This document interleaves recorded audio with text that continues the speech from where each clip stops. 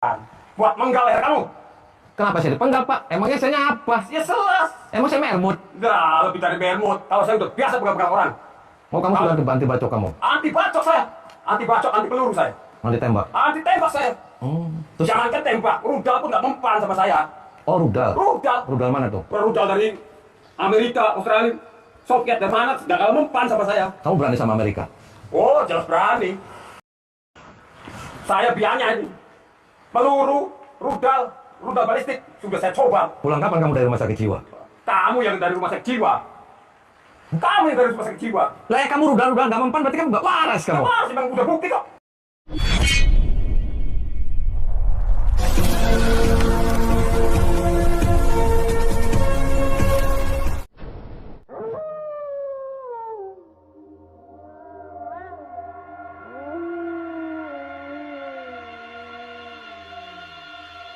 Assalamualaikum warahmatullahi wabarakatuh.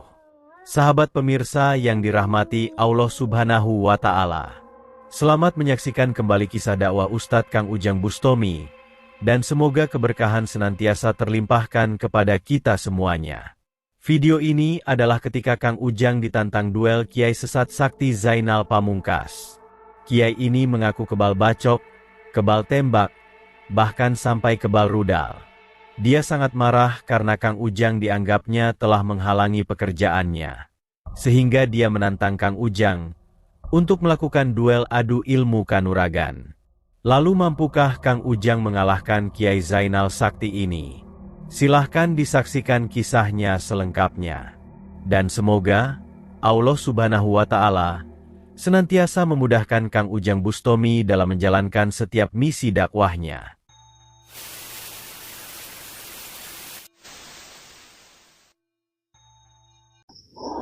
Allahumma sholli ala Muhammad ya Rabbi sholli alaihi wa sallim. Allahumma sholli ala Muhammad ya Rabbi sholli alaihi wa sallim. Rabbi fanfa'na ببركتهم واهدنا الحسنى بحرمتهم ربي فانفعنا ببركتهم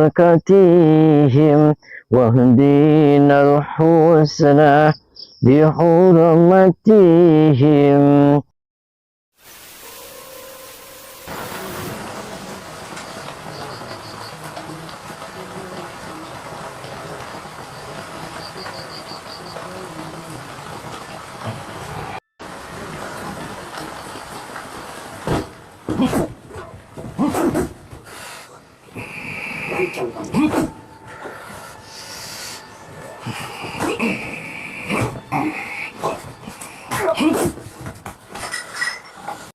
Sahabat Kang Ujang Bustami yang berbahagia. Kisah ini adalah ketika Kang Ujang diundang datang Kiai Zainal Pamungkas, seorang kiai sesat yang berprofesi sebagai tukang santet. Namun ketika Kang Ujang membuka pintu dan masuk ke dalam rumahnya, tiba-tiba Kang Ujang langsung diserang oleh seorang pria. Ternyata, orang tersebut adalah murid dari Kiai Zainal Pamungkas. Kisah ini bermula dari Kiai Zainal yang adalah juga guru dari para dukun santet. Ketika Kiai Zainal mengetahui aksi Kang Ujang yang biasa mendatangi dan menghancurkan eksistensi dari para dukun santet, ternyata telah membuat sang Kiai ini menjadi sangat murka. Baginya, aksi Kang Ujang tersebut telah sangat merugikan pekerjaannya. Dakwah Kang Ujang yang mengatakan bahwa para dukun itu adalah orang-orang musyrik dan sesat, telah banyak mempengaruhi pola pikir di masyarakat. Mereka yang awalnya percaya kepada para dukun, juga biasa meminta bantuan kepada para dukun untuk menyelesaikan setiap masalah yang dihadapinya. Kini telah menjadi berpikir ulang. Mereka kini tidak lagi mendatangi para dukun, bahkan banyak yang kemudian tidak percaya kepadanya. Sehingga dengan demikian, pekerjaan dari para dukun itu menjadi sepi, juga penghasilan yang mereka dapatkan. Sebab itulah Kiai Zainal Pamungkas ini kemudian menelepon Kang Ujang Bustomi. Dia mengundang Kang Ujang datang untuk membicarakan banyak hal yang diperbuat oleh Kang Ujang itu. Namun ketika Kang Ujang datang ke rumah sang Kiai, ternyata dia yang sudah tahu kedatangan Kang Ujang, langsung menyuruh seorang muridnya untuk menyerang Kang Ujang Bustomi. Dengan tujuan, untuk mengetahui apakah benar, Kang Ujang yang menurutnya sombong itu, benar memiliki kemampuan yang luar biasa. Maka terjadilah pertarungan yang cukup hebat antara Kang Ujang dengan sang murid Kiai Zainal Pamungkas. Dan setelah berduel dengan beberapa jurus, sang murid itu pun akhirnya bisa dikalahkan Kang Ujang Bustomi. Setelah itulah Kiai Zainal muncul dengan kesombongannya, bahwa benar Kang Ujang adalah orang hebat, tapi tak mungkin Kang Ujang bisa mengalahkannya. Saya Ujang Bustomi. Anda Kiai Zainal Pamungkas. Iya, saya Kiai Zainal Pamungkas. Oke, kita ngobrol. Nanti dulu. Hebat kamu udah ngalahin semua anak buah saya. Kenapa Anda manggil saya dan nantang saya? Saya sengaja mendatangkan Anda untuk adu kesaktian. Duduk. Kamu duduk. Dan setelah bertemu dengan sang Kiai Zainal Pamungkas, Kang Ujang pun mencoba berkata baik-baik kepadanya. Apakah sebenarnya tujuan sang Kiai, sehingga mengundangnya dan meminta muridnya untuk menghabisi dirinya. Di saat itulah sang Kiai berkata dan menunjukkan kemarahannya. Kiai sesat itu kembali mengatakan bahwa selama ini dia bekerja sebagai tukang santet.